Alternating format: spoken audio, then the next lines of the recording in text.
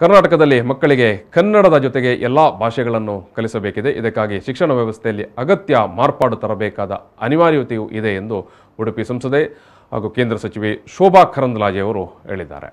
ಶನಿವಾರ ಸಂಜೆ Shri Durga charitable trust ದಡ್ಡಲ್ಕಾಡು ಹಾಗೂ ಸರಕಾರಿ ಆಂಗ್ಲ ಮಾಧ್ಯಮ ಪ್ರೌಢಶಾಲೆ ದಡ್ಡಲ್ಕಾಡು ಇವರ ಸಹಯೋಗದಲ್ಲಿ ದಡ್ಡಲ್ಕಾಡು ಸರಕಾರಿ ಆಂಗ್ಲ ಮಾಧ್ಯಮ ಪ್ರೌಢಶಾಲೆಯಲ್ಲಿ 2 ದಿನಗಳ ದಡ್ಡಲ್ಕಾಡು ಸಂಭ್ರಮೋತ್ಸವ ನಡೆಯಿತು. ನೂತನವಾಗಿ ನಿರ್ಮಾಣಗೊಂಡ 13 ಕೊಠಡಿಗಳು, ಕಲಿಕಾ ಭವನ, ಕಂಪ್ಯೂಟರ್ ತರಗತಿ, ಪ್ರಯೋಗಾಲಯವನ್ನ ಉದ್ಘಾಟಿಸಿ ಅವರು ಮಾತನಾಡಿದರು. ರಾಜಕೀಯ ಮತ್ತು ಹೋರಾಟದ ಕಾರಣಕ್ಕೆ ಮಕ್ಕಳಿಗೆ ಭಾಷೆಯ ಕಲಿಕೆಗೆ ಮಿತಿಯನ್ನ ಹೇರುವುದು ಸರಿಯಲ್ಲ ಎಂದ ಅವರು, ಮಾತೃಭಾಷೆಯಲ್ಲಿ ಶಿಕ್ಷಣ ಪಡೆಯುವುದರ ಜೊತೆಗೆ ಇಂಗ್ಲಿಷ್, ಹಿಂದಿ ಕೂಡ ಮಕ್ಕಳ ಶಿಕ್ಷಣದ ಭಾಗವಾಗಲಿ ಎಂದರು. ಕೇಂದ್ರೀಯ ಶಿಕ್ಷಣದ ಪಠ್ಯಕ್ರಮದ ಅನುಷ್ಠಾನದಲ್ಲಿ ಕರ್ನಾಟಕದಲ್ಲಿ ಕನ್ನಡಕ್ಕೂ ಆದ್ಯತೆ ಸಿಗಬೇಕು ಎಂದು ಒತ್ತಾಯಿಸಿದ ಅವರು, ಸರಕಾರಿ ಶಾಲೆಗಳನ್ನು ನಿರ್ವಹಿಸುವ ನಿಟ್ಟಿನಲ್ಲಿ ಸರ್ಕಾರ ಕೋಟ್ಯಾಂತರ ರೂಪಾಯಿ ಅನುದಾನ ವ್ಯಯಿಸುತ್ತಿದೆ. ಆದರೆ ಶಾಲೆಗಳು ಗುಣಮಟ್ಟದ ಶಿಕ್ಷಣ ನೀಡುವಲ್ಲಿ ಯಶಸ್ವಿಯಾಗಿದೆಯೇ ಎಂಬುದನ್ನು ಆತ್ಮಾವಲೋಕನ ಮಾಡಬೇಕಾಗಿದೆ. ಗುಣಮಟ್ಟದ ಶಿಕ್ಷಣಕ್ಕಾಗಿ ಶಿಕ್ಷಕರ ಮಾನಸಿಕತೆ ಬದಲಾಗಬೇಕಾಗಿದೆ ಎಂದರು. ದಡ್ಡಲ್ಕಾಡು ಶಾಲೆ ಇಡೀ ದೇಶದ ಗಮನ ಸೆಳೆದಿದ್ದು, ಫಲಿತಾಂಶದಲ್ಲೂ ಶಿಕ್ಷಕರು ವಿಶೇಷ ಪ್ರಯತ್ನ ಪಡಬೇಕಾಗಿದೆ.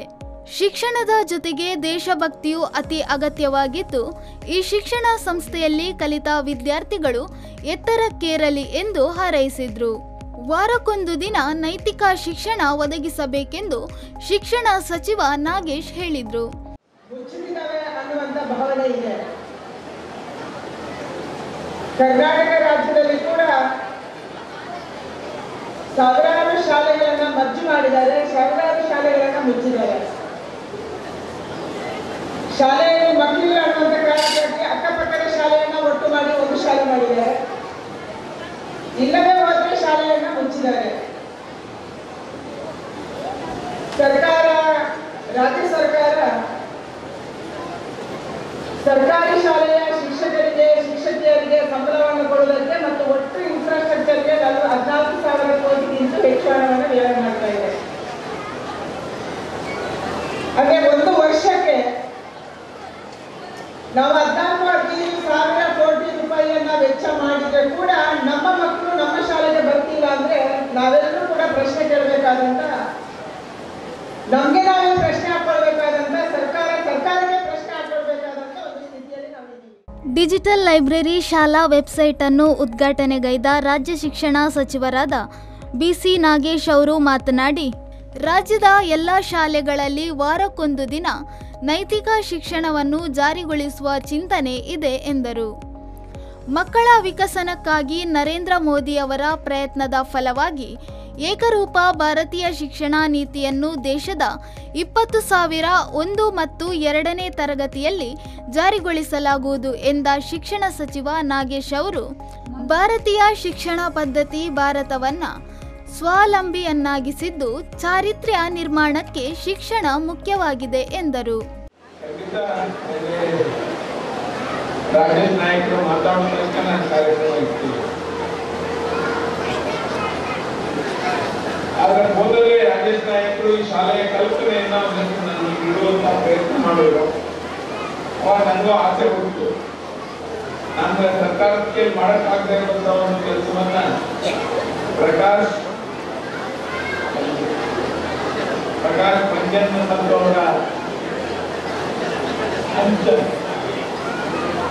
ಪ್ರಕಾಶ್ ಪಂಚನ್ ಮತ್ತು ಅವರ ಸ್ನೇಹಿತರು ಒಂದು ಚಾರಿಟೇಬಲ್ ಟ್ರಸ್ಟ್ ಮೂಲಕ ಇಷ್ಟು ಒಂದು ಶಾಲೆಯನ್ನ ಮಾಡಿದ್ದಾರೆ ಅಂತ ಹೇಳಿದಾಗ ನಾನು ಹೋಗದೆ ಇದ್ರೆ ಶಿಕ್ಷಣ ಮಂತ್ರಿಯಾಗಿ ಅನ್ಯಾಯ ಮಾಡ್ತಿದ್ದೀನಿ ಅಂತ ನನ್ನ ಮನಸ್ಸು ಹೇಳಕ್ ಶುರು ಮಾಡ್ತು. ಅದಕ್ಕೋಸ್ಕರ ಬೆಳಗ್ಗೆ ಚಿತ್ರನ ಕಾರ್ಯಕ್ರಮಗಳನ್ನೆಲ್ಲ ಮುಂದಕ್ಕೆ ಹಾಕಿ ಸಂಜೆ ಮಾಡುವಂತ ಕಾರ್ಯಕ್ರಮ ಆಗಲೇಬೇಕಾದ್ದನ್ನ ಬೆಳಗ್ಗೆ ಮಾಡ್ಕೊಂಡು ಹೊರಟುಕೊಂಡೆ.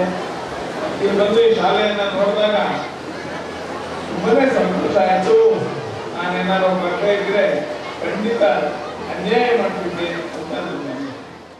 ಭಾರತ ಸಂವಿಧಾನ ವಿಚಾರವಾಗಿ ಕುಡುಚಿ ಶಾಸಕ ಪಿ ರಾಜೀವ್ ದಿಕ್ಷೂಚಿ ಭಾಷಣಗೈದು ದಡ್ಡಲ್ಕಾಡು ಸರಕಾರಿ ಆಂಗ್ಲ ಮಾಧ್ಯಮ ಶಾಲೆ ನಮ್ಮೆಲ್ಲರ ಕಣ್ಣು ತೆರೆಸಿದೆ.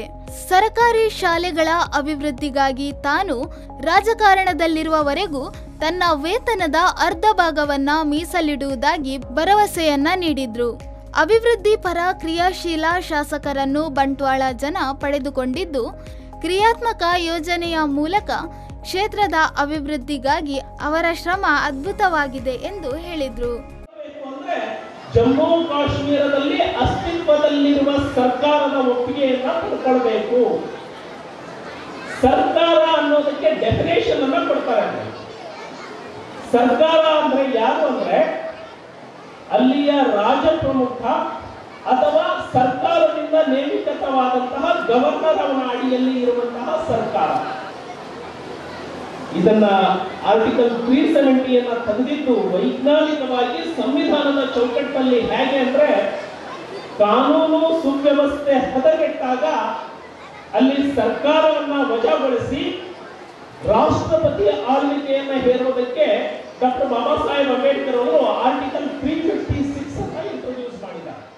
ಕಿಯೋನಿಕ್ಸ್ ನಿಗಮದ ಅಧ್ಯಕ್ಷ ಹರಿಕೃಷ್ಣ ಬಂಟ್ವಾಳ, ದಕ್ಷಿಣ ಕನ್ನಡ ಜಿಲ್ಲಾ ಬಿಜೆಪಿ ಅಧ್ಯಕ್ಷ ಸುದರ್ಶನ್ ಎಂ, ಪಂಚಿಕಲ್ಲು ಗ್ರಾಮ ಪಂಚಾಯತ್ ಅಧ್ಯಕ್ಷ ಸಂಜೀವ ಪೂಜಾರಿ, ಬಂಟ್ವಾಳ ನಗರ ಯೋಜನಾ ಪ್ರಾಧಿಕಾರ ಅಧ್ಯಕ್ಷ ದೇವದಾಸ್ ಶೆಟ್ಟಿ, ಕೆಯುಡಬ್ಲ್ಯೂಎಸ್ನ ನಿರ್ದೇಶಕಿ ಸುಲೋಚನಾ ಭಟ್ ಜಿಕೆ, ಎಂಆರ್ಪಿಎಲ್ನ ಮ್ಯಾನೇಜರ್ ಸಂಪತ್ ರಾಯ್, ಮಾಜಿ ಮುಖ್ಯಮಂತ್ರಿಗಳ ವಿಶೇಷ ಕರ್ತವ್ಯ ಅಧಿಕಾರಿ ಜಗನ್ನಾಥ್ ಬಂಗೇರಾ ನಿರ್ಮಲ್, ಬಂಟ್ವಾಳ ಮಂಡಳ ಬಿಜೆಪಿ ಅಧ್ಯಕ್ಷ ದೇವಪ್ಪ ಪೂಜಾರಿ, ಬಂಟ್ವಾಳ ತಹಶೀಲ್ದಾರ್ ರಶ್ಮಿ ಎಸ್ಆರ್, ದಕ್ಷಿಣ ಕನ್ನಡ ಜಿಲ್ಲಾ ಬಿಜೆಪಿ ಯುವ ಮೋರ್ಚಾ ಕಾರ್ಯದರ್ಶಿ ಸುದರ್ಶನ್ ಬಜಾ, ಉದ್ಯಮಿ ರಘು ಸಪಲ್ಯ, ಕ್ಷೇತ್ರ ಶಿಕ್ಷಣಾಧಿಕಾರಿ ಜ್ಞಾನೇಶ್ ಮೊದಲಾದವರು ವೇದಿಕೆಯಲ್ಲಿ ಉಪಸ್ಥಿತರಿದ್ದರು.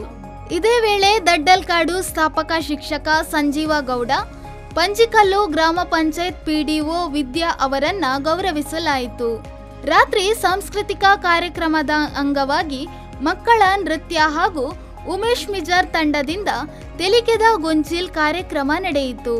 ಶ್ರೀ ದುರ್ಗಾ ಚಾರಿಟೇಬಲ್ ಟ್ರಸ್ಟ್ ಅಧ್ಯಕ್ಷ ಪ್ರಕಾಶ್ ಅಂಚನ್ ಪ್ರಸ್ತಾವಿಸಿ ಸ್ವಾಗತಿಸಿದ್ರು.